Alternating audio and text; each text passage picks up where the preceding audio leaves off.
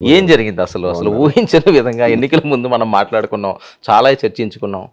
ఏంటి ఇంత దారుణంగా? దారుణం ఏమంటారు సార్, ప్రజల తీర్పు. హ్మ్. ప్రజల తీర్పును మన్నిస్తున్నాం. ఒక్కటి జగనన్న ఏమనుకున్నారంటే సంస్కరణలు తీసుకురావాలి, సచివాలయ వ్యవస్థ ఒకటి ఏర్పాటు చేయాలి, ప్రజలకు ప్రభుత్వం ఇచ్చే రూపాయి ప్రజల దగ్గరికి చేరినప్పటికీ 10 పైసలుగా మారిపోతుందని రాజీవ్ గాంధీ గారు కూడా చెప్పారు. ఇది మనం చూసినటువంటిదే. కానీ అలా కాదు, రూపాయికి రూపాయి కూడా వెళ్ళాలి, మధ్యలో లంచం ఉండకూడదు, మధ్య దళారీలు ఉండకూడదని ఒక వ్యవస్థని మార్చాలన్న ఉద్దేశంతో ఈరోజు రిఫార్మ్స్ తీసుకొచ్చాం. ఆ రిఫార్మ్స్లో ఆయన తీసుకొచ్చింది ముందుగా సచివాలయ వ్యవస్థ. ఆ సచివాలయ వ్యవస్థలో ఆయన చెప్పింది ఏంటంటే అన్ని శాఖలకి చెందినటువంటి అక్కడ secretary, VRO, digital assistant, welfare assistant, police, agricultural assistant అందరినీ అక్కడ కూర్చోబెట్టి వాళ్ళకు అనుసంధానంగా వాలంటీర్ సిస్టమ్ని ఏర్పాటు చేసి ఆ వాలంటీర్ సిస్టమ్ ద్వారా ప్రతి గుమ్మానికి ప్రభుత్వ పథకాలు అందజేయటం. ఇది ఒక రిఫార్మ్. దీనివల్ల ఏమైంది? రాజీవ్ గాంధీ గారు అప్పుడు బాధపడినటువంటి విషయం ఈరోజు అమలు జరిగింది. ఎలాగంటే రూపాయికి రూపాయి పేదవాడికి వెళ్ళింది. నేను ఒకటి అడుగుతున్నాను, ఎక్కడైనా ప్రభుత్వ పథకాలు ఇవ్వటంలో ఈ రాష్ట్రంలో 1,60,00,000 గృహాలు ఉంటే, 5 కోట్ల మంది ప్రజలు ఉంటే, సుమారు 12,65,00,000 పైచిలకు లబ్ధిదారులకి ప్రభుత్వ పథకాలు వెళ్ళాయి.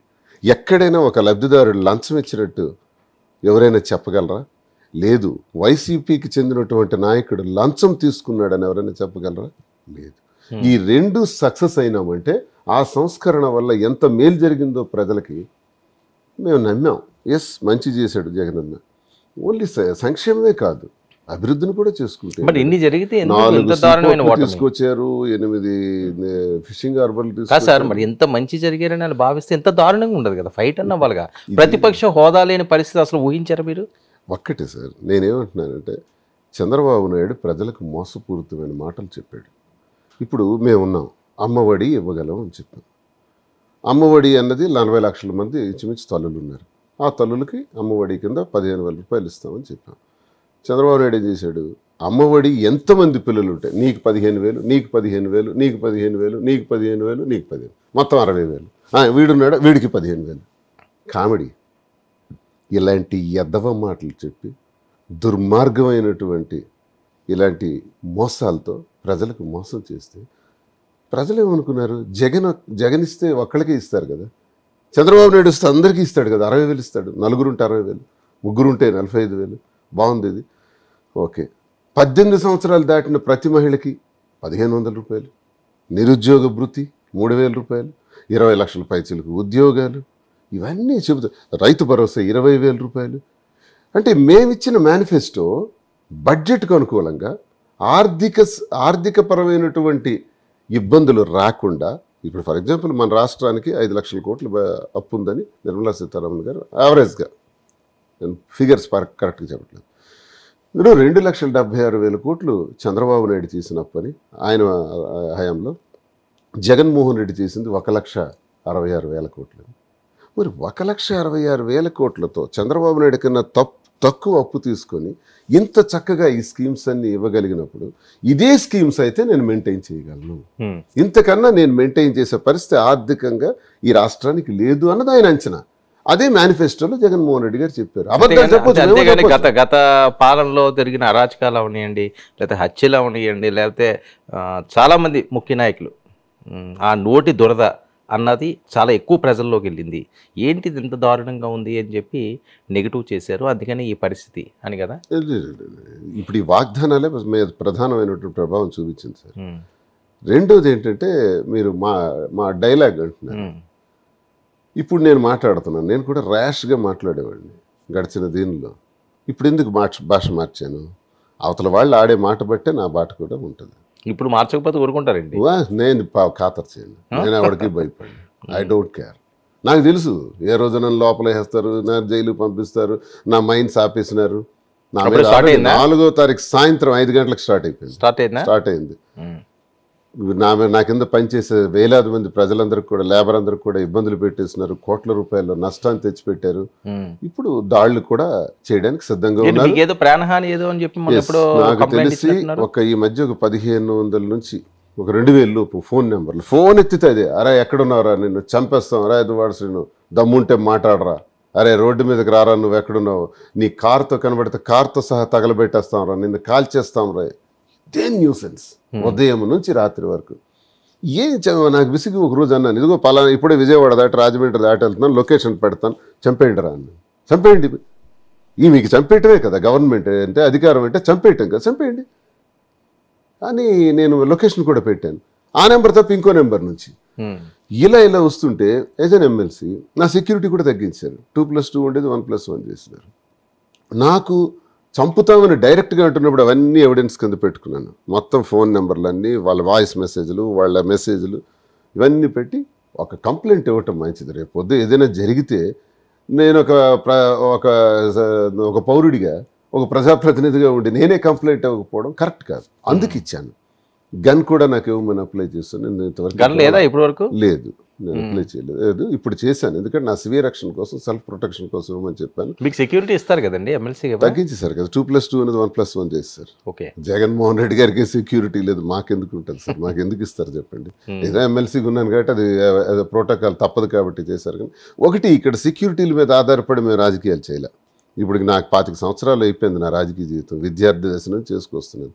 17-18 సంవత్సరాలు అపోజిషనే చేశాను, ఉద్యమాలు చేశాను, జైళ్ళకి వెళ్ళాను, కేసులు పడ్డాను. నా మీద పోలీసులు ఇంటి చుట్టుముట్టి 200 మంది ఫైరింగ్ ఆర్డర్స్తో వచ్చి నిన్ను కాల్చి పడేస్తామన్నారు.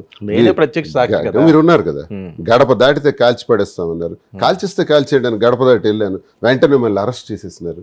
ఇవన్నీ చూసి వచ్చిన గుండిది. వాడ శ్రీనివాస్ ఈ ఎదిరింపులకి, బెదిరింపులకి, ఫోన్ కాల్స్కి భయపడను. అరెస్ట్ చేస్తారు రెడీ, చంపేస్తారు రెడీ, దేనికైనా అంత మొండి ధైర్యం సార్. అంత చచ్చిపోయి అంత అవసరం ఏముంది, అవకాశం ఉంది కాబట్టి. పరిస్థితులు అలా ఉన్నాయి సార్.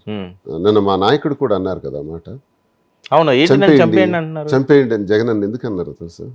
మాకేం జరుగుతుందో మాకు తెలుసు, మాకెంత టార్చర్ ఉందో, ఎంత హింసిస్తున్నారో. మా పిల్లలు, మా కింద వాళ్ళని చంపేస్తున్నారు కదా, ఏం చేయాలి చెప్పండి. 4వ తారీఖు సాయంత్రం నా పేరు ఓకే, నేను ఫేస్ చేస్తాను, అప్పు చేశానో బ్రతుకుతాను.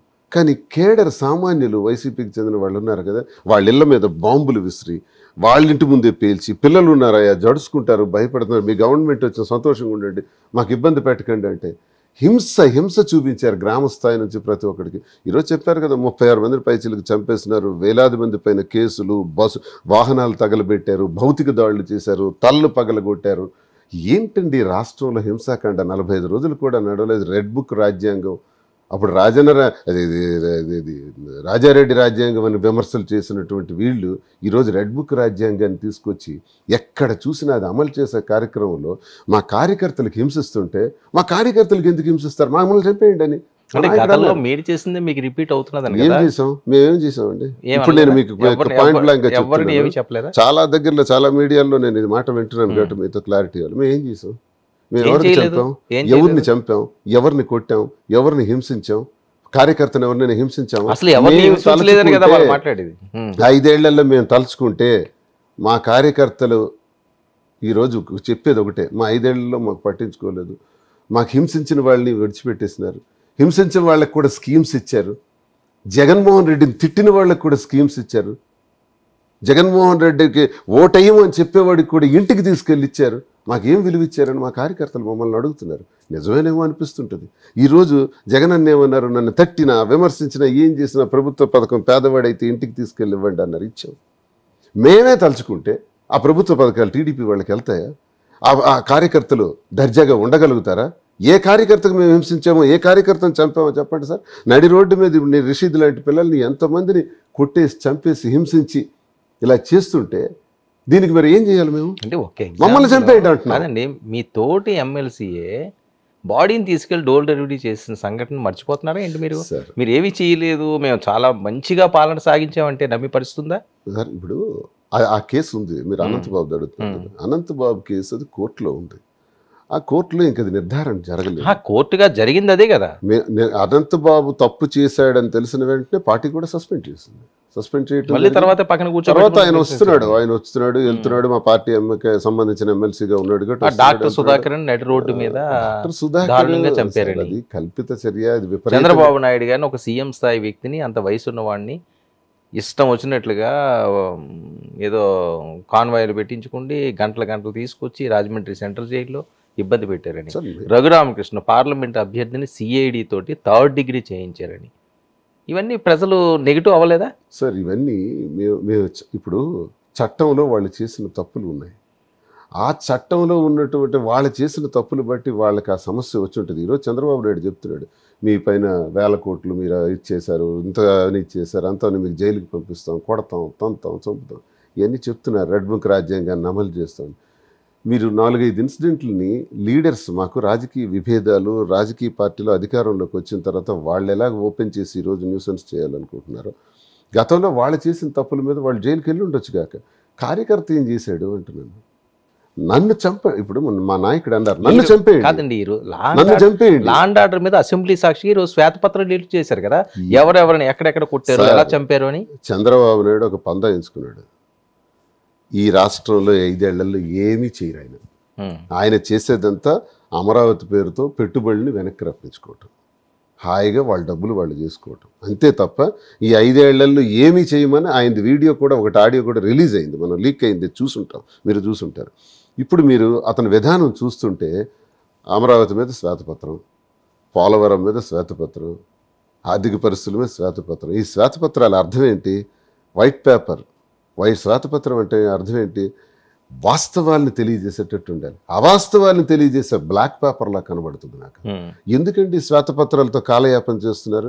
100 కోట్ల రూపాయలతో ఈ రాష్ట్రాన్ని 2019లో జగన్మోహన్ రెడ్డి గారికి అందజేసినప్పుడు, ఇలాగే ఎన్నికలు జరిగిన తర్వాత జూన్ 12వ తారీఖునే శాసనసభ సమావేశాలు పెట్టి ఫుల్ బడ్జెట్ అనౌన్స్ చేశారు. ఫుల్ బడ్జెట్ పెట్టి మొదటి రోజు నుంచే అతను మేనిఫెస్టోలో ఏదైతే ఇచ్చారో అవన్నీ కూడా బడ్జెట్ అలకెట్ చేసినటువంటి ఘనుడు, ధీరోదాత్తుడు జగన్మోహన్ రెడ్డి గారు. ఈరోజు నేను అడుగుతున్నా, మీరు ఇచ్చిన వాగ్దానాలు ఎట్టిపోయినాయి? అమ్మఒడి అటకెక్కింది. అమ్మఒడి అంటేనే ఆయన ఏమన్నారు, నీకు 15,000 నిన్ను అన్ని 15,000 అని చెప్పి, అమ్మఒడి అంటే పిల్లలకు కాదంట, పిల్లల యొక్క తల్లులకంట అమ్మఒడి. తల్లులంటే మళ్ళీ 44 లక్షల మందే. మేమిచ్చిన ఫిగరే ఇవ్వటానికి. అంటే ఎందుకు మోసం చేసావు ఎన్నికలకు ముందు? ఇంకో మాట అంట, రైతు భరోసా ఇవన్నీ చెప్పి మోసం చేసావు. విత్తనాలు ఇప్పుడు వేసుకుంటున్నారు, రైతులకు రూపాయి ఇచ్చావా? ఎరువులు, పురుగు మందులు ఇవన్నీ అమ్ముకుంటున్నారు మీ తెలుగుదేశం. పశ్చాత్తాప పడుతున్నారా శ్రీనివాస్ గారు? పశ్చాత్తాపం కాదండి. ఇక్కడ జరిగింది అంటే, మేము మంచి చేసాం. జగనన్న మంచి రిఫార్మ్స్ చేసి బ్రహ్మాండంగా పరిపాలన చేశారు. అభివృద్ధి ఒకవైపు, సంక్షేమం వైపు. పెద్ద ప్రాబ్లం ఏంటంటే, మేము అధికారంలో ఉండేది 2.5 సంవత్సరాలే. 2.5 సంవత్సరాలు కోవిడ్తో పోయింది. మిగతా 2.5 ఏళ్లలోనే ఈ సాధించిన ప్రగతి. ఇంకా ఏదో చేద్దాం అనుకునేలోగానే రిఫార్మ్స్ అన్ని ప్రారంభించాం. అవి ఇంకా పరిపుష్టి చేసే దీనిలోనే ఈ గవర్నమెంట్ మాకు అధికారంలో కోల్పోయినాం. సరే, ఇప్పుడు ప్రతిపక్ష పాత్ర పోషిస్తాం, ప్రజా గొంతే మాట్లాడతాం. పశ్చాత్తాప రాజకీయాల్లో మనం చేసింది మంచి అనుకుని ముందుకెళ్తాం వర్మ గారు. అది ప్రజలు అంగీకరించారా లేదనేది ఎన్నికల్లో తెలుస్తుంది. ఓహో, మనం ఇంకా మరికొన్ని ఇంకో రకంగా ఉండాల్సిందే. కార్యకర్తల విషయంలో కూడా మీరు పట్టించుకోలేదు అనేది మా ఇంటర్నల్ గా పార్టీలో డిస్కషన్ అంటున్నారు. అది కొంతవరకు నిజంగా పట్టించుకోలేదా జగన్మోహన్? ఓపెన్ గా మాట్లాడండి శ్రీనివాస్ గారు. అధికారంలో ఉన్నప్పుడు ఎలాగైనా మాట్లాడే పరిస్థితి ఉండదు, ఇప్పుడు ఎలాగైనా సరే ప్రతిపక్షంలో ఉన్నారు, రాజకీయాలన్నీ కూడా పక్కన పెడదాం, మీరు ముక్కుసూటిగా మాట్లాడే మనిషి. అసలు జగన్మోహన్ రెడ్డి గారి వ్యక్తిత్వం ఏంటి? ఎవరితోటి మాట్లాడరట, 6 అయిన తర్వాత ఎవరిని రానివ్వరట, ఆయన కోపం వస్తే భరించలేరట, లోపలికి పిలిచి కొడుతుంటారట. నిజమా ఇవన్నీ? తప్పండి. నేను రాజశేఖర రెడ్డి గారితో విద్యార్థిగా ఉండేటప్పుడు అక్కడి నుంచి ఆ కుటుంబంతో నాకు ఒక సంబంధం ఉంది, అనుబంధం ఉంది. జగన్మోహన్ రెడ్డి గారంత మంచి మనిషి, సున్నితమైన మనసు ఉన్నటువంటి వ్యక్తిని నా చరిత్రలో నేను చూడలా. నేను వ్యక్తిగతంగా చెప్తున్నాను, అబద్ధం ఆడి చెప్పటం కాదండి. వ్యక్తిగతంగా నేను అంత మంచివాడు. ఒక మాట పబ్లిక్లో ఏదైతే చెబుతారో డార్క్ రూమ్లోకి వచ్చేటప్పటికి అదే మాట్లాడతారు. సార్ అక్కడ పబ్లిక్ విషయంలో అలా చెప్పారేమో అని మేము అనుకుంటాం, కానీ సేమ్ వెర్షన్ ఇక్కడ ఉంటుంది. అక్కడ వెర్షన్కి ఇక్కడ వెర్షన్కి తేడా ఉండదు. దోబూచులాడటం రాదు, దొంగ మాటలాడటం రాదు. అన్నానా చేస్తాను మేమే ఉన్నాం. నా లాంటి బీసీకి, వెనుకబడిన కులానికి చెందినవాడిని. నేను చాలా చిన్న స్థాయి నుంచి పైకి వచ్చిన వాడిని. నన్ను ఎమ్మెల్సీ చేశాడు. ఎంతోమందిని ఎమ్మెల్సీలు చేశారు. ఎమ్మెల్సీలు చేసి పదవులు ఇచ్చి డైరెక్టర్లు ఇచ్చి చైర్మన్లు చేసి కార్పొరేషన్ చైర్మన్లు చేసి ఉప ముఖ్యమంత్రులు చేసి ఎస్సీలని ఎస్టీలని బీసీలని తన పక్కనే కూర్చోబెట్టుకొని ఇదంతా చేశారంటే స్వార్థరహితుడు కాబట్టే చేశాడు, మంచివాడు కాబట్టే చేశాడు. ఆయన ఏంటంటే సార్, ఆయన వ్యక్తిగత అంటే ఎక్కువ అసుకు కొట్టాలు, టైం వేస్ట్ చేయటాలు ఇవి ఉండవు. ఎంతసేపు ఆయన అన్న మాటని అమలు చేయటానికి ఆయనే ఎక్కువ ఫోకస్ పెడతారు. ఆ దిశలోనే ఆయన పనిచేస్తారు. మీకు ఒక విషయం చెప్తున్నాను, 100 కోట్లతో ఈ రాష్ట్ర ప్రభుత్వాన్ని అధికారంలోకి వచ్చినప్పటికి తీసుకున్న జగన్మోహన్ రెడ్డి గారు ఇన్ని పథకాలను అభివృద్ధి చేసే దానిలో ఒక్క రోజైనా నాకు ఆర్థిక ఇబ్బందులు ఉన్నాయి ఈ రాష్ట్రానికి అని ఆయన చెప్పారా? చిన్నపిల్లాడే కదా, 35 సంవత్సరాల్లో రాజకీయాల్లోకి వచ్చి 46వ సంవత్సరంకి ముఖ్యమంత్రి, 50వ సంవత్సరం అయినప్పటికీ ఒకసారి టర్మ్ ఫినిష్ చేసేసిన ఆయన చిన్న వయసు. ఈ చిన్న వయసులో అంత బాధని ఎన్ని రాత్రులు నిద్రపోకపోతే, ఎంత పని చేయకపోతే ఇంత గొప్పగా ఆయన కోవిడ్ని ఎదుర్కోగలిగినాడు. మరో 2.5 సంవత్సరాల్లో ఇంత బాగా ఈ సంక్షేమాన్ని, అభివృద్ధిని, పోర్ట్లని, సీపోర్ట్లని ఇవన్నీ చేయగలిగాడంటే ఆషామాషి వ్యవహారం. భయపడే వ్యక్తిత్వమా జగన్మోహన్ రెడ్డి గారు? ఎవరికి భయపడతారు? ఆయన ఎవరికైనా ఎందుకు భయపడాలి? తప్పు చేశాడు, తప్పు చేసేవాడు భయపడతాడు. ఆయన ఎప్పుడు తప్పు చేయలేదు, ఎవరికి భయపడరు. చాలా నేను ఒక్కటే మాట చెప్తున్నాను, 100% ఒక గోల్డ్ కాయిన్ జగన్మోహన్ రెడ్డి. అయ్యా నేను ఒక మాట అంటాను, మాలాంటి వాళ్ళు, నాలాంటి వాడు ఆయన సహచరుడిగా పుట్టడమే నా జన్మలో నేను చేసుకున్న అదృష్టంగా నేను భావిస్తాను. అందుకే నా దేవుడు అంటాను. అందరికీ ఆయన చాలా చక్కగా చూశాడు సార్. పూరి గుడిసెలో ఉండే సామాన్యురాల దగ్గర నుంచి పెద్దవాడు. ఎందుకు ఈ ప్రచారం? ఏం ప్రచారం? ఈయన మీద ఎవరు చేశారు? ఇప్పుడు మేము ఎన్నోసార్లు జగన్మోహన్ రెడ్డి గారిని కలుస్తుంటాం, ఎంతోమంది నాయకులు కలుస్తుంటారు. కలిసిన వాళ్ళకి ఎవరికైనా ఈ మాట చెప్పమనండి. మీరైనా ఒక్కసారి కలవండి సార్ని, ఆయనతో షేక్ హ్యాండ్ ఇవ్వండి. అతుక్కుపోతారు వెంటనే, అమ్మో నేను జగన్మోహన్ రెడ్డిని విడిచిపెట్టను అంటారు. ఆయనలో ఉన్న మహిమది. అంటే సీఎంఓ చేసిన తప్పుదలా? ఒక్కటి నేను ఒప్పుకుంటా, సీఎంఓ వైఎస్ఆర్ కాంగ్రెస్ పార్టీ అనేటటువంటి పార్టీకి దూరం అయిపోయింది. నేను కార్యకర్తల్ని సరిగ్గా మేము చూసుకోలేదన్న విషయంలో కూడా నేను ఒప్పుకుంటాను. అది మళ్ళీ తప్పదు. లోపం ఎక్కడ జరిగింది ఏమనుకుంటున్నామంటే, ఎంతసేపు సంక్షేమాన్ని చేసాం, అభివృద్ధిని చేసాం, అంత ఎక్కడ లంచాలు లేకుండా, అవినీతి లేకుండా బ్రహ్మాండంగా చేసుకెళ్ళాం కదా, కోవిడ్ని కూడా బాగా ఎదుర్కొన్నాం, ఇలాగే చేసాము అని అనుకున్నామే తప్ప కార్యకర్తల్ని విస్మరించడం అనేది మా తప్పుదే. అది నేను చెప్తున్నాను. ఓకే, అసెంబ్లీలో మొన్న మీరు ఉన్నారు, ఆ దృశ్యం పెద్ద ఎత్తున వైరల్ అయింది. ఆ టైంలో ఏంటి ఒక పోలీస్ అధికారి మీద ఒక మాజీ సీఎం స్థాయి వ్యక్తి ఆ రకంగా మాట్లాడడం, ఆ మధుసూదన్ అనే వ్యక్తి మీద? బయట ప్లే చేద్దాం, బయట చూడండి, బయట ప్లే చేయండి. అది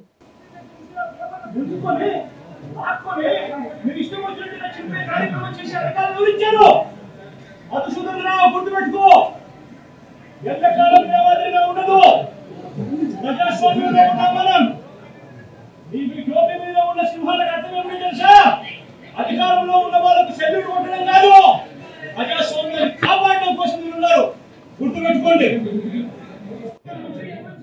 ఏంటిది పరిస్థితి? నేను కూడా అక్కడ ఉన్నాను. అవును, మీరు అక్కడ. మేము ఏం చేసామంటే, సార్ వస్తున్నారు, ఇంకా వస్తుండేటప్పుడు 41 మంది ఎమ్మెల్సీలు, 10 మంది ఎమ్మెల్యేలు, సార్తో కలిపి 11 అందరూ కలిసి మేము ఎదురుగా వస్తూ నల్లగా కండువాలు, బ్లాక్ కండువాస్ వేసుకుని నిరసన తెలియజేస్తూ, మా నిరసన గళాన్ని వినిపిస్తూ, రాష్ట్రంలో జరిగిన హత్యాకాండ, మారణహోమం, హత్యల పైన చర్చించటానికి వీళ్ళు ఏదైతే పేర్లు చెప్పండి అని ఇప్పుడు పదే అడుగుతున్నారు, ఈరోజు కూడా హౌస్లో అడిగారు, అవన్నీ చర్చించడానికి మేము బయలుదేరి వస్తున్నాం సార్. మా నాయకుడితో కలిసి వెళ్తున్నాం సార్. మేము వెళ్తుంటే మెయిన్ గేట్ దగ్గరికి వెళ్ళినప్పటికి మా చేతుల్లో ఉన్నటువంటి ఈ ప్లకార్డ్స్ ఏవైతే ఉన్నాయో అవి ఆ మధుసూదన్ రావు అనేటటువంటి వ్యక్తి తీసుకొని చించేసి అతి దారుణంగా మా ముఖాల మీద కొట్టి ఎమ్మెల్సీలను తోసే వాళ్ళలో నేను ఒకడున్నాను, రమేష్ అని నా సహచర ఎమ్మెల్సీ ఒకడు ఉన్నాడు. ఇద్దరిని తోసేస్తున్నప్పుడు ఆ సార్ ఎక్కడే ఉన్నారు. అరే, ఒక మాజీ ముఖ్యమంత్రి ఆయన ఇలా ఉన్నారు, ఆయనకి రక్షణ లేదు, సెక్యూరిటీ కూడా లేదు, ఒంటరిగా వచ్చినట్టు వచ్చారు ఆయన. మేమందరం రక్షణ వలయంలా అక్కడ చుట్టూ ఉన్నాం. ఉండి ఆయన కాపాడుకునే పరిస్థితుల్లో మేమున్నాం. ఈ పరిస్థితుల్లో పోలీసులు ఆయన మీదకి పడేటట్టు ఏదైనా తేడా వస్తే మాలాంటి వాళ్ళం ఒకళ్ళిద్దరం కింద పడిపోయినాం. అదే పరిస్థితి ఆ మహానాయకుడి పరిస్థితి వస్తే మా పరిస్థితి ఏంటి సార్? ఆ పరిస్థితిలో మేము కాపాడుకునే దానిలో ఉండేట్టు ఇప్పుడు ఈ కాగితాలు చింపేస్తే సార్ కోపం వచ్చింది. మీరు మా మాట మీరు వినిపించడానికి మేము వస్తుంటే అడ్డుకోవడానికి మీరెవరు? ఆ తలపైన ఉండేటువంటి సింహాలు ఏం చెప్తున్నాయి? అధికార పార్టీకి తొత్తులుగా ఉండమని చెప్తున్నాయి. తప్పే ఉంది. పోలీసు వారు మధుసూదన్ రావు అనేటటువంటి వ్యక్తి అతి దారుణంగా ఒక మాజీ ముఖ్యమంత్రిని నిర్బంధించాలని, మాజీ ముఖ్యమంత్రిని హౌస్లోకి రాకుండా ఆపే శక్తి ఆయనకి ఎవరిచ్చారు? ఏ క్యాడర్ అయినా ನಾನು sub inspector C K circle officer అని అనుకుంటాను, నాకు తెలియదు క్యాడర్, బట్ డిపార్ట్మెంట్ అంటే ఆయన అదుకు అలా అలా ఆపే హక్కు ఆయనకి ఎవరికి ఇచ్చారండి? మా 50 మందిని ఆపే హక్కు ఆయన ఎవరికి ఇచ్చారు? ఎవరిచ్చారు ఆయనకి? హౌస్లోకి మేము వెళ్తే మమ్మల్ని నిర్బంధిస్తారా? ఇంకా లోపలికి 4 అడుగులు వేసిన తర్వాత అక్కడ కూడా మార్షల్స్ ఆపేసినారు. అందులో కూడా నేను కింద కూర్చొని నినాదాలు ఇచ్చాను, సేవ్ డెమోక్రసీ అని. అక్కడ కూడా ఇబ్బంది పెట్టారే. మార్షల్స్ ఎందుకు సార్ మాకు లోపలికి వెళ్ళకుండా ఆపుతారు? మరి మా ప్రభుత్వంలో మేము అధికారంలో ఉండేటప్పుడు స్వయంగా వాళ్ళు వచ్చి ఎన్నిసార్లు ప్లే కార్డ్స్ ప్రదర్శించారు, ఎన్నిసార్లు స్పీకర్ పోడియం దగ్గరికి వచ్చారు. ఇది అవుట్ సైడ్ కదా, అవుట్ సైడ్, ఇది మెయిన్ గేట్ దగ్గర.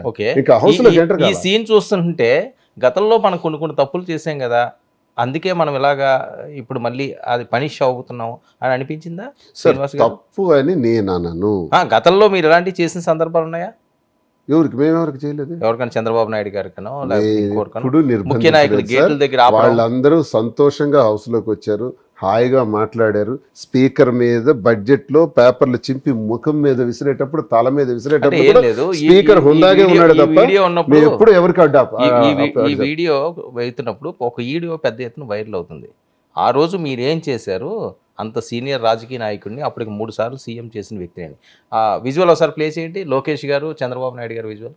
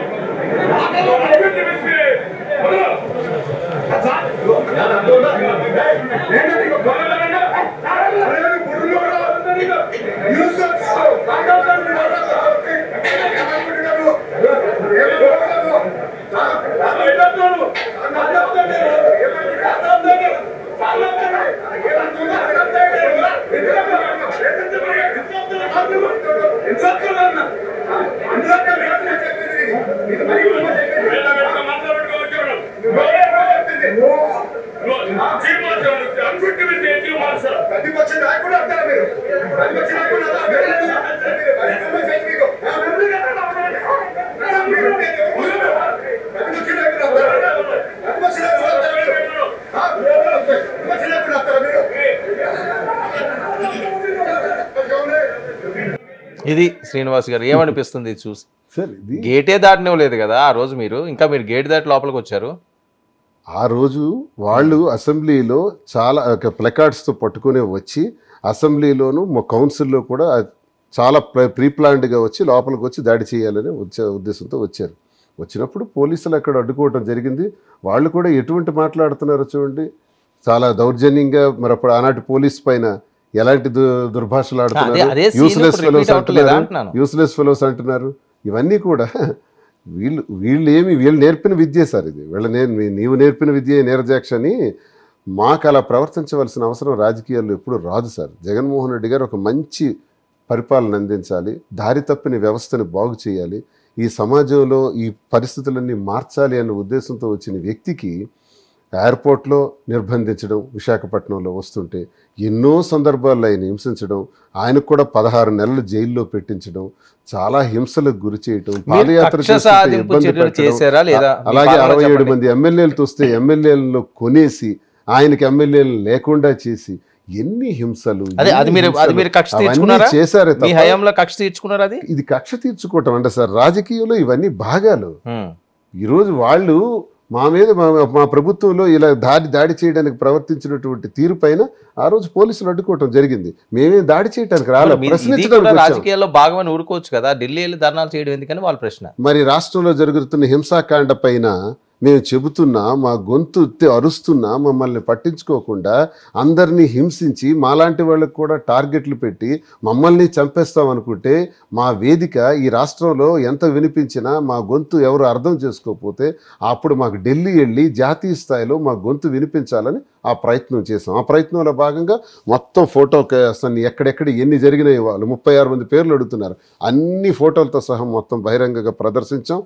నేషనల్ మీడియా వచ్చారు, చాలా పార్టీలకు చెందిన వాళ్ళు వచ్చి సంఘీభావం తెలిపారు. అఖిలేష్ లాంటి వారు చాలామంది టీఎంసీ నుంచి వచ్చారు, వీళ్ళందరూ కూడా వచ్చి సంఘీభావం తెలుపుతూ ఇది అన్యాయం, ఇటువంటి దౌర్భాగ్యమైన పరిస్థితులు ఉండకూడదని అందరూ గొంతెత్తి అరిచారు. రాజకీయాలకు అతీతంగా వచ్చారు.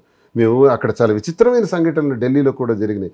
అందరూ వచ్చి జగన్ గారికి మద్దతుగా ఉంటామని ఈ పరిస్థితిని తీవ్రంగా వాళ్ళు ఖండించడం జరిగింది.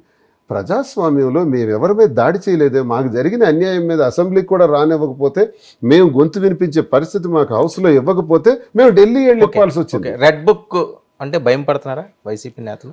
భయం ఎందుకు సార్? భయం ఏముంటుంది సార్? మేము రాజకీయాల్లోకి వచ్చేటప్పుడే రూలింగ్ అండ్ అపోజిషన్ రెండు ఉంటాయని తెలిసే వస్తాం. ఒకరోజు రూలింగ్ చేసేటప్పుడు మా మాట చెల్లుబాటు అవుతుంది, అపోజిషన్లోకి వచ్చేటప్పుడు మేము హింసించబడతాం. ఇవి తెలిసే వచ్చిన వాళ్ళం, భయం ఎందుకు ఉంటుంది? ఓకే, ఒకసారి రెడ్ బుక్ ప్లే చేయండి. జగన్మోహన్ రెడ్డి గారు మాట్లాడింది. రెడ్ బుక్లు పెట్టుకొని ఉన్నారు. చంద్రబాబు నాయుడు స్థాయిలో చంద్రబాబు నాయుడు ఒక రెడ్ బుక్, లోకేష్ స్థాయిలో లోకేష్ ఒక రెడ్ బుక్, ఎమ్మెల్యే స్థాయిలో ఎమ్మెల్యే ఒక రెడ్ బుక్, మండల స్థాయిలో మండల నాయకుడు ఒక రెడ్ బుక్, గ్రామ స్థాయిలో గ్రామంలో ఇంకో రెడ్ బుక్, గ్రామ స్థాయిలో ఇంకో నాయకుడు, గ్రామ స్థాయిలో ఇంకో రెడ్ బుక్. రెడ్ బుక్లలో పెట్టుకొని ఏం చేస్తా ఉన్నారు? అతి దారుణంగా అన్యాయంగా ఆస్తులు ధ్వంసం చేస్తా ఉన్నారు. రాష్ట్రం మొత్తం దాన్ని చూస్తూ ఉంది, కానీ ఎవరు మాట్లాడడం లేదు. దొంగ కేసులు పెడతా ఉన్నారు, పోలీసులు ప్రేక్షక పాత్ర పోషిస్తా ఉన్నారు. దొంగ కేసులు పెడతా ఉన్నారు, వాళ్ళే కొడతారు, మన ఇటువైపున కేసులు పెడతా ఉన్నారు. రాష్ట్రం మొత్తం ఇది చూస్తూ ఉంది. సినీ చెట్లు నరికేస్తా ఉన్నారు, ఆస్తులు ధ్వంసం చేస్తా ఉన్నారు, కనిపిస్తూ ఉంది. ఎమ్మెల్యేలు ఏకంగా జేసీబీల మీద పొక్లేల మీద ఎమ్మెల్యేలు స్వయంగా తీసేసి ఏకంగా పోయి బిల్డింగ్లు పగలగొట్టే కార్యక్రమాలు చేస్తా ఉన్నారు. ఇంతటి దారుణంగా నిజంగా చేస్తా ఉన్నారు అని అంటే, ఎల్లకాలం ప్రభుత్వం ఇది కాదు, ఎల్లకాలం రోజులు మీయే ఉండవు చంద్రబాబు అని గుర్తుపెట్టుకో. ప్రతి ఒక్కరు కూడా వాళ్ళ స్థాయిలో అదే మా గొంతు, అదే సార్, అదే వినిపిస్తున్నాం. అంటే 45 రోజులకేనా అని రెడ్ బుక్ రాజ్యాంగం అనేది పెద్ద పెద్ద పోస్టర్లు పెట్టారు, మీరు చూసారో లేదు?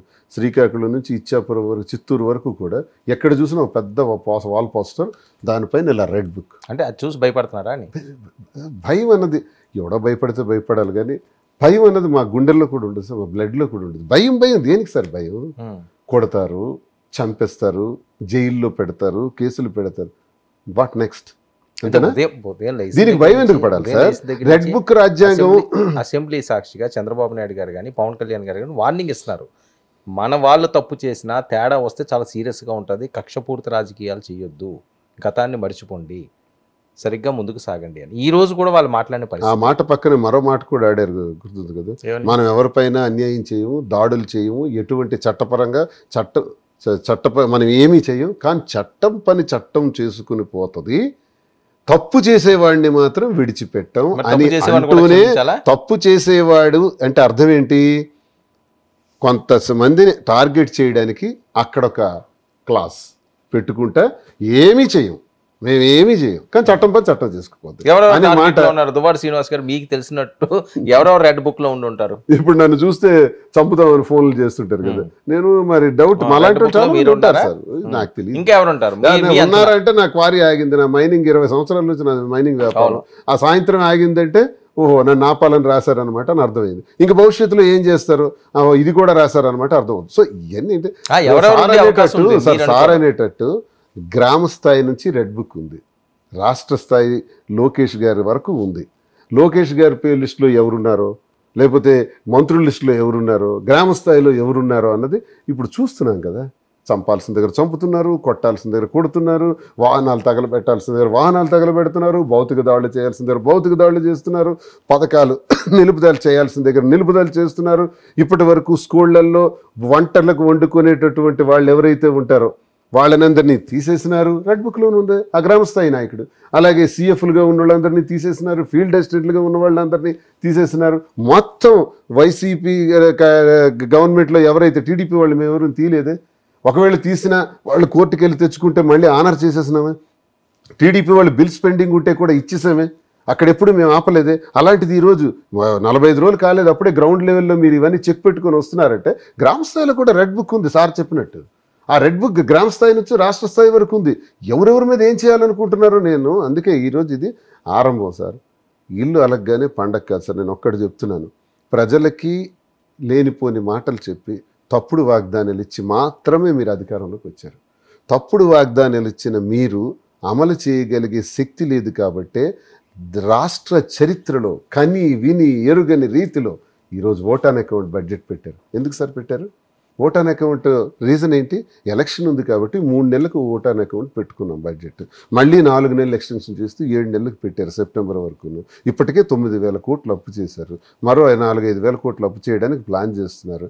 15,000 కోట్లు సెప్టెంబర్ వరకు అప్పు చేసే దానిలో సెప్టెంబర్ వరకే బడ్జెట్ పెడుతూ ఓట్ ఆన్ అకౌంట్ బడ్జెట్ పెట్టాల్సిన దౌర్భాగ్య పరిస్థితి మీకు ఎందుకు వచ్చింది? 2 శ్వేతపత్రాలు విడుదల చేసి ఇచ్చిన వాగ్దానాలన్నీ అమలు చేయలేక్కర్లేదు అనడానికి శ్వేతపత్రాలు విడుదల చేస్తూ బడ్జెట్లో ఏదైతే వాగ్దానాలు ఇచ్చారో వాగ్దానాలని బడ్జెట్లో ఫైనాన్స్ ఎలకేషన్ చేయలేక బడ్జెట్ ఓట్ ఆన్ అకౌంట్ పెట్టారు, కానీ ఫుల్ బడ్జెట్ పెట్టలేకపోయారు. రాష్ట్ర చరిత్రలో మొదటిసారి జరిగింది.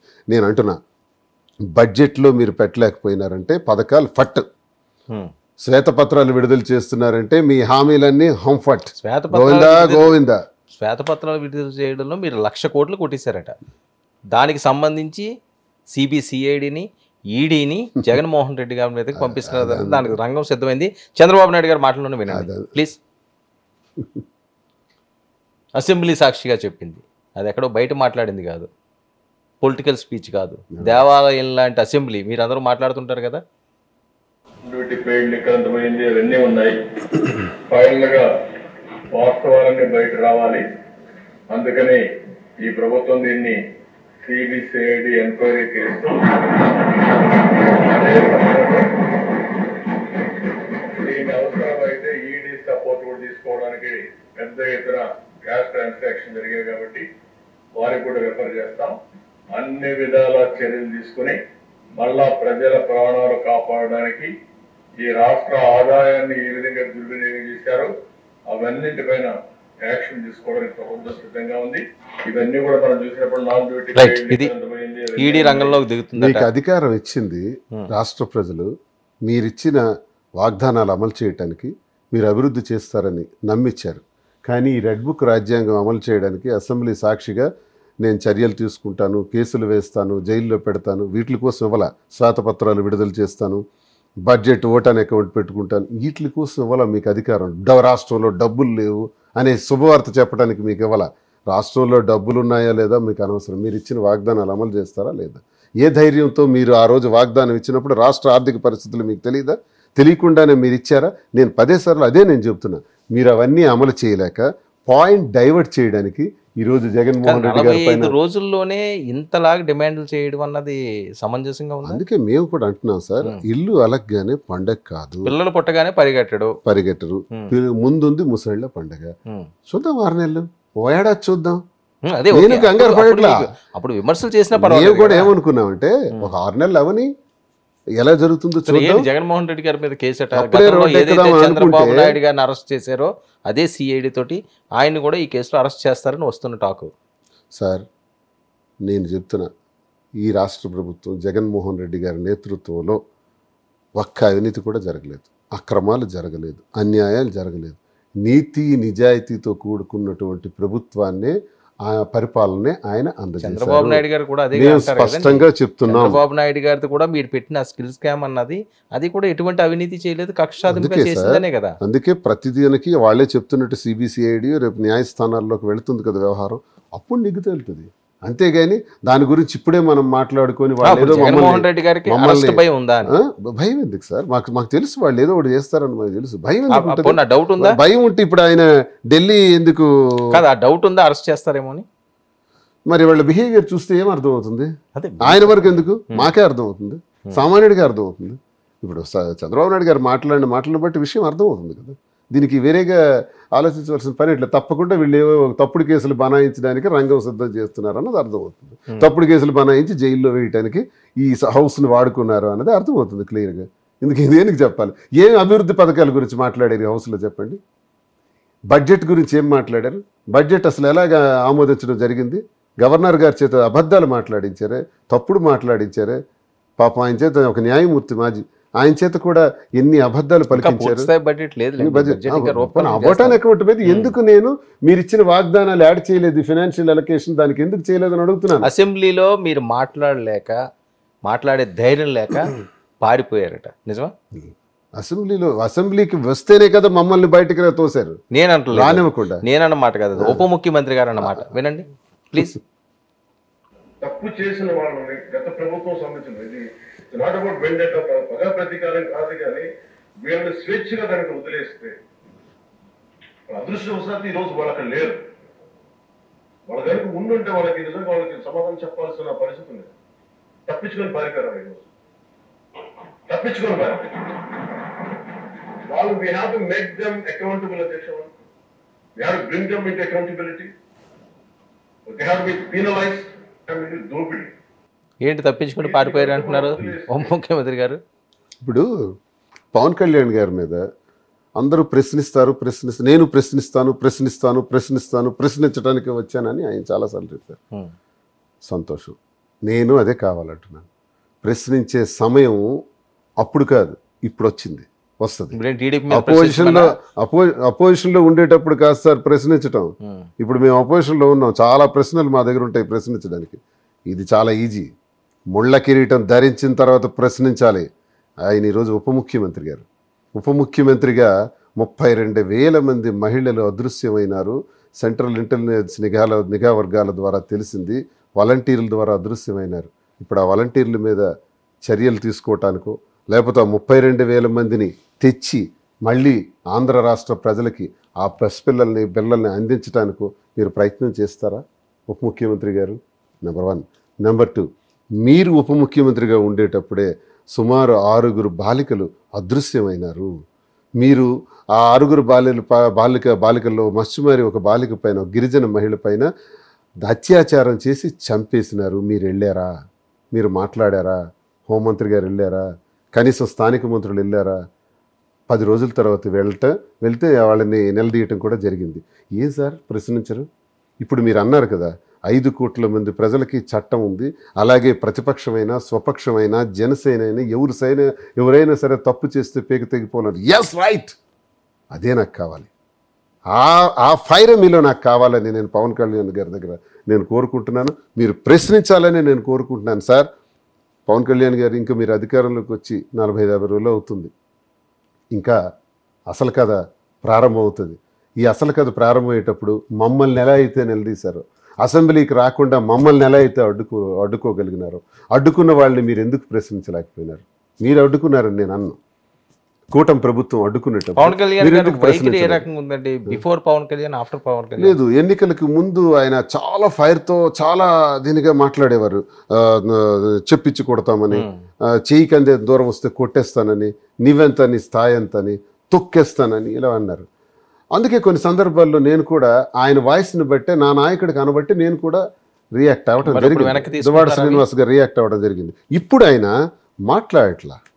విచిత్ర వాతావరణం. మౌనము ముద్ర పోషించారు. రాజకీయాల్లో మౌనం 2 అర్థాలు చేసుకోవచ్చు. ఒకటి, మౌనం చాలా ప్రమాదకరమైంది, మౌనం వెనక పెద్ద విస్ఫోటనమే ఉంటుందని ఊహించుకోనా, లేదా చేతగాక మౌనం వహిస్తున్నారని ఊహించుకోనా, లేక మౌనం సమయం వచ్చేటప్పుడు మీరు గొంతు విప్పుతారని నేను ఊహించుకోనా? శిశుపాలుళ్ళ 100 తప్పులు జరుగుతున్నాయి. తెలుగుదేశం పార్టీ నేతృత్వంలో మీ కూటమి ఆధ్వర్యంలో జరుగుతున్నాయి. ఆ 100 తప్పుల్ని ప్రశ్నించడానికి మీరు సిద్ధపడుతున్నారా లేదా అన్నది నేనేమని ఊహించుకోను అని నాకు అనుమానంగా ఉంది. కాబట్టి ఇప్పుడు ఆయన మౌనం అయితే వహించారు. నేను ఒకటే సార్, దువ్వాడ శ్రీనివాస్ గారు నేను ఒకటే చెప్తున్నాను. చాలామంది దువ్వాడ శ్రీనివాస్ మారిపోయినాడు అపోజిషన్లోకి వచ్చినప్పుడు అంటున్నారు. మారిపోలా. మీరు పరుషంగా మాట్లాడితే నేను పరుషంగా మాట్లాడతాను. ఇప్పుడు పరుషంగా మాట్లాడే మనుషులు అధికారంలోకి వచ్చిన తర్వాత వాళ్ళు మాట్లాడట్లేదు కాబట్టి నేను గౌరవంగా మాట్లాడతాను. పవన్ కళ్యాణ్ గారు, ఉప ముఖ్యమంత్రి గారు, చంద్రబాబు నాయుడు గారు, లోకేష్ గారు, నేను చదువుకున్నామండి. I'm also MA English literature and law advocate. నేను ఇవన్నీ ఉండి నేనెందుకు దుర్భాషలాడతాను సార్? మీరు ఆడారు కాబట్టి నేను కౌంటర్ చేయవలసి వచ్చింది ఆ స్థాయిలో. మీరు మీరు ఆయుధం విసిరేదాన్ని బట్టే నా ఆయుధం కూడా ఉంటుంది కదా. అప్పుడు మా పార్టీకి చెందినటువంటి వ్యక్తిగా వజ్రాయుధం వేస్తే వజ్రాయుధం వేస్తాం, నాగాస్త్రం వేస్తే నాగాస్త్రం వేస్తాం. సో అది యుద్ధ రీతి. అది ఆ యుద్ధ రీతిని పట్టుకొని మీరు అస్త్రం విడిచిపెడితే తప్పు లేదు, నేను అస్త్రాన్ని విడిచిపెడితే తప్ప. అసలు ఎందుకు జనసేన కానీ పవన్ కళ్యాణ్ గారిని కానీ వైసీపీ ఒక్క మాట మాట్లాడట్లేదు? ఆయన మాట్లాడలేదు కదా, ఆయన ఊరుకున్నారు సార్. ఆయన ఎందుకు మౌన ముద్ర వహించారో మాకు అర్థం కాదు. చాలా దారుణంగా మాట్లాడేవారు కదండి. సీఎం స్థాయి వ్యక్తి జగన్మోహన్ రెడ్డి గారు కూడా డైరెక్ట్గా వాళ్ళ ఫ్యామిలీ గురించి మాట్లాడేవారు. 3 పిల్లలు లేకపోతే 4 పిల్లలు ఇలాంటివన్నీ. ఇప్పుడు అసలు ఆయన ఊసే ఎత్తట్లేదు ఏంటి? టార్గెట్ అంతా తెలుగుదేశం పార్టీ. ఎప్పుడైనా ఒకటే వస్తుంది సార్, మా మీద ఆయన చాలా మాట్లాడినాడు సార్. ఆడినప్పుడే మేము రెస్పాండ్ అయ్యాం. మళ్ళీ నేను క్లారిటీగా చెప్తున్నాను, వాళ్ళు ఆడినప్పుడు మేము ఎందుకు ఆడతాం? మేము సిద్ధాంతపరంగా వెళ్ళిపోతాం, ఇంకా సిద్ధాంతపరంగానే మాట్లాడతాం.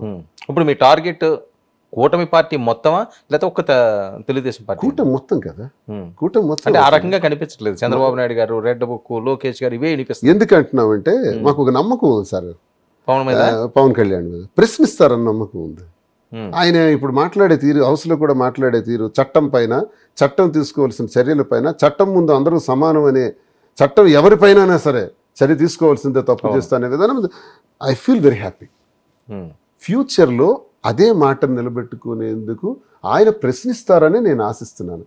ఒకవేళ ప్రశ్నించలేకపోతే ఆయన కూడా రాజకీయ రంగులో, రాజకీయం అనే ఒక రకమైనటువంటి ఈ వ్యవస్థలు కూలిపోయినట్టే, కుప్ప కూలిపోయినట్టే అని చరిత్ర ఆయనకి నిర్ధారించక తప్పదు. రాజకీయాల్లో ఎప్పుడు కూడా నిలదీయాలి, మాట్లాడాలి, గొంతై మాట్లాడాలి, నేను కాదనట్లా. కానీ ప్రతి ఒక్క తప్పుని నేను ప్రశ్నిస్తాననుకునేటప్పుడు ఇది సాధ్యపడదు సార్, ఇది అసాధ్యం సార్. రాజకీయమే అటువంటిది. వైసీపీ భవిష్యత్ కార్యాచరణ ఏంటి? మీ రాజకీయ జీవితాలు ఏంటి? కార్యాచరణ ప్రజాపక్షాన మాట్లాడడం, ప్రజా గొంతే వినిపించడం, నిత్యం ప్రజల కోసం అండదండలుగా ఉండడం, వైఎస్ఆర్ కాంగ్రెస్ పార్టీ కార్యకర్తలకి జరిగిన నష్టం ఏదైనా ఉంటే వాదార్పునిచ్చి, ధైర్యాన్నిచ్చి వాళ్ళకి అండదండలుగా ఉండటం, ఎక్కడ నష్టం జరిగినా వాళ్ళకి మా ప్రాణాలైన ఫణంగా పెట్టి వాళ్ళని కాపాడుకునే ప్రయత్నం చేయటం, పార్టీని బలోపేతం చేసుకోవటం, మా నాయకుడు జగనన్న ఇచ్చినటువంటి దిశానిర్దేశం ప్రకారం ఈ 5 ఏళ్ళు పనిచేస్తాం. జగన్మోహన్ రెడ్డి గారు డైలీ ట్రయల్స్ కూడా వచ్చేసిందట హైకోర్టులో ఆయనకున్న కేసులో. ఒకవేళ ఏదైనా జరగరాంది జరిగి ఆయన జైలుకి వెళ్తే, లేదు మీరు అనుకున్నట్లుగా వీళ్ళు పెట్టిన ఈ కేసుల్లో కానీ జైలుకి వెళ్తే పార్టీ భవితవ్యం ఏంటి? ఏముంది, పార్టీ చెల్లి లేదు సపోర్ట్ చేయడానికి, గతంలో లాగా తల్లి లేదు, ఒంటరి అయిపోయారు. జగనన్నకి 40% ఓటర్స్ ఉన్నారు, 40% ఓటింగ్తో పోలేని ఓట్లలో ప్రజలు ఉన్నారు. మాలాంటి అభిమానులందరూ రక్షణ కవచంలో ఉన్నాం. ఆయన వీళ్ళు ఇబ్బందులు పెట్టి నిజంగా మీరన్నట్టే జరిగితే ఆయన ఆదేశాల ప్రకారం, ఆయన ఆశయాల కోసం పనిచేసే టీం అంతా మేము ఉన్నాం. రాజు ఉంటేనే కదండి ఏదైనా. రాజు మరి 16 నెలలు జైల్లో పెట్టలేదా? అప్పుడు అదే అంటున్నాను, పెట్టేటప్పుడు తల్లి ఉంది, ఆ సెంటిమెంట్ వర్కౌట్ అయింది. ఇప్పుడు ఎవరున్నారు? ఇప్పుడు ఉన్నారు సార్. ఆయన ఎవరున్నారు? ఇప్పుడు చెల్లెల గురించి నేను మాట్లాడలేకపోతున్నాను, ఎందుకంటే ఆమె కాంగ్రెస్ పార్టీకి స్థిరపడ్డారు. అదే చంద్రబాబు నాయుడుకి ఎప్పుడు ఇబ్బంది వచ్చినా మాట్లాడుతున్నారు, అది పక్కన పెడదాం. అమ్మ విషయం నేను కూడా అందులో తలదొచ్చదలుచుకోలేదు. మా హెడ్స్ ఉన్నారు కదా జగన్మోహన్ రెడ్డి గారికి. అదే పరిస్థితి ఒకవేళ మీరన్నట్టే జరిగితే భారతం ఉన్నారు, పెద్దలందరూ ఉన్నారు కదా. భారతి గారు ప్రత్యక్ష సలహాలు తీసుకుంటాం, వెళ్తాం, ఆమె డైరెక్షన్ ఎలా ఇస్తారో చూస్తాం. ఆ పరిస్థితి వచ్చినప్పుడు ఎటువంటి నాయకత్వాన్ని అప్పచెప్తారు, ఏ దశ మళ్ళీ ఇస్తారన్నది మాకు పార్టీ నిర్దేశిస్తుంది, చెప్పే వెళ్తారు కదా. ఒక భారతీ గారు యాక్టివ్ ఉంటారండి. ఇప్పుడు మేము ఎప్పుడు మాట్లాడలేదు, మేము ఎప్పుడు కాదు, మామూలుగా ఇంటర్నల్గా అనుకోవడం లేదు. మాకు ఆవిడ ఎప్పుడు మాకు కనపడలేదు, మాట్లాడలేదు. రాజకీయాల్లో మేము 5 ఏళ్లలో కూడా ఎవరు మేము చూడలేదు. మరి అలాంటి అనుభవం లేకుండా లేదు, ఇంక ఉన్నారు కదా మా నాయకత్వం. సజ్జల గారు ఉన్నారు, సుబ్బారెడ్డి గారు, వీళ్ళందరే కదండి ముంచేశారని చెప్పి కదా మాట్లాడేది. అసలు కోర్ టీము వాళ్ళు ఇచ్చిన సూచనలు సలహాలకే 11 కూర్చోబెట్టిందని. ఏం తప్పు చేయలేదు సార్. సార్ కాసిన చెట్టుకే రాళ్ళు ఇసురుతారు సార్. జగన్మోహన్ రెడ్డి గారి కోసం, పార్టీ కోసం అహర్నిశలు కష్టపడి వాళ్ళు సార్. వాళ్ళు ఫ్రంట్ లైన్లో కనబడ్డారు కాబట్టి ప్రతి ఒక్కడు ఒక రాయి ఇస్తాడు సార్. సజ్జల గారు ఏం చేశారు సార్? విజయసాయి రెడ్డి గారు ఏం తప్పు చేశారు సార్? రాత్రనక పగలనక పార్టీకి కష్టపడి కృషి చేసి పనిచేయటమా? ఏమంటే ఈలే చేశారని ఇప్పుడు అంటారు. ఓడిపోతే చేతగాదంటారు, గెలిస్తే ఇతనంత మేధావి లేదంటారు. జగన్మోహన్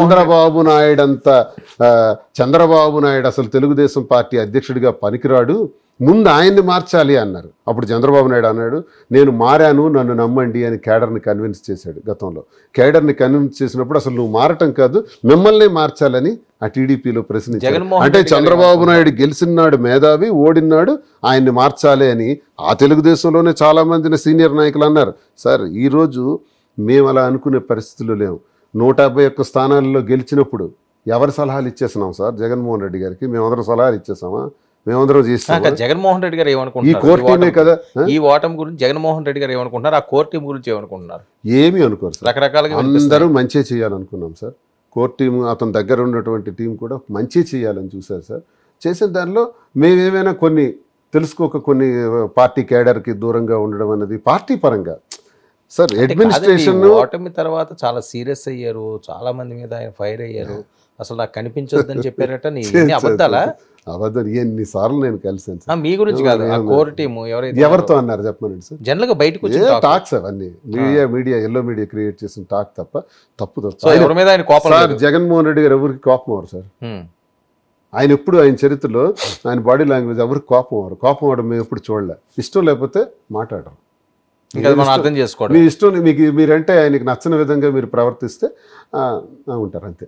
అంతే తప్ప ఆయన అదని కాదు. కోపం అంటాలు, తిట్టడాలు, పొమ్మంటాలు ఆయన నోటి నుంచి ఆ భాషే రాదు. అది ఊరికి రాలేదు, మేము ఎప్పుడు వినలేదు. ఆయనతో చాలా క్లోజ్ సర్కిల్లో ఉంటారు. జగన్మోహన్ రెడ్డి గారు సేఫేనా? ఏం చేస్తారండి వీళ్ళు? ఏం చేయబోతున్నారు? మా నాయకుడిని థ్రెట్ అంటున్నారు. ఇప్పుడు మా నాయకుడి నుంచి ఒక మాట వచ్చింది, నన్ను చంపేయండి అవసరమైతే కానీ, నన్ను హింసించండి, చంపండి కానీ వాళ్ళ పైన వద్దబ్బా, కార్యకర్తల మీద వద్దు, వాళ్ళకేం హింసించకండి అని అంటున్నారంటే ఆయనకి ఎంతటి మానసికంగా ఆ బాధని ఏ స్థాయికి తీసుకొచ్చారు వీళ్ళు 45 రోజుల్లో అన్నది అర్థమవుతుంది. ఏమైనా చెయ్యొచ్చు సార్, ఇంకా టైం చాలా ఉంది. ఈ టైం వచ్చేలోగా వాళ్ళు ఏం చేయాలనుకుంటున్నారో కాలమే నిర్ణయించాలి, ప్రజలే నిర్ణయించాలి. చూద్దాం. ఒకవేళ ఏదన్నా అలాంటివి రాంగ్ వైపు కానీ వెళితే రాష్ట్రం ప్రశాంతంగా ఉండే పరిస్థితి ఉంటుందా? చాలా ప్రమాదకరమైన పరిస్థితులు వస్తాయి సార్. అన్రెస్ట్ వచ్చేస్తుంది.